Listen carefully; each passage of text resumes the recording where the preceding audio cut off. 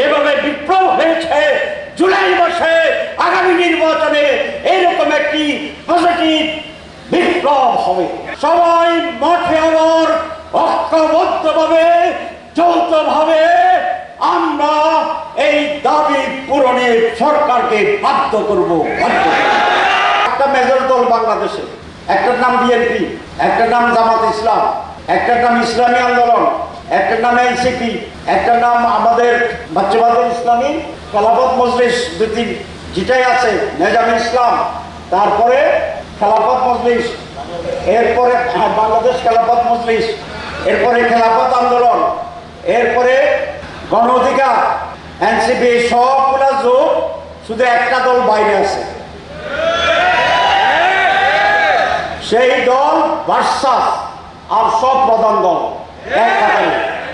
তাইলে তাইলে আল্লাহর রহমতে বলেন, আল্লাহর রহমতে ইনশাআল্লাহ, আল্লাহর দয়ায়, আল্লাহর ব্লেসিংয়ে এদেশের মানুষের কল্যাণের জন্য, মুক্তির জন্য 54 বছর আমরা স্বাধীনতা ভোগ করতে পারি নাই। সেই জন্য গায়বী মদদে ইনশাআল্লাহ, আল্লাহর ইচ্ছা, যেভাবে বিপ্লব হয়েছে জুলাই মাসে আগামী নির্বাচনে এইরকম একটি পজিটিভ বিপ্লব হবে। এই সবাইকে ধন্যবাদ।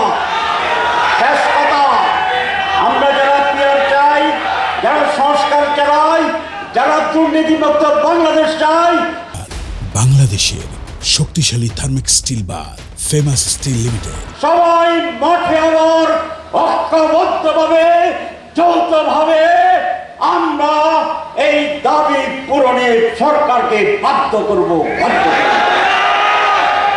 আবার একটা শেষ কথা, কিন্তু আমরা চাই না এত রক্তপাতের পরে আবার উত্তেজনা রাজপথে।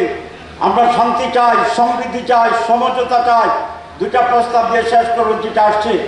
এক, প্রধান উপদেষ্টা মহোদয়, আপনার প্রতি সুনির্বন্ধ অনুরোধ, নির্বাচন নিয়ে আপনি দলগুলোর সাথে বসেন, আলাপ আলোচনা করেন, একটা রাস্তা বের করেন। আর বিএনপি সহ সকল দলের প্রতি অনুরোধ, মেজর দলগুলো আসেন, আমরা ইন্টার পার্টি দলে দলে ডায়লগ করি, আলাদাভাবে আমরা সকল দিন মিলে রাউন্ড টেবল করি, করে সত্যিকার অর্থে কাঙ্ক্ষিত বাংলাদেশ গড়ার জন্য একটি সুন্দর রাস্তার সমঝোতা আমরা আসি এবং উৎসবমুখর একটি নির্বাচন এই জাতিকে উপহার দেওয়ার জন্য চেষ্টা করি।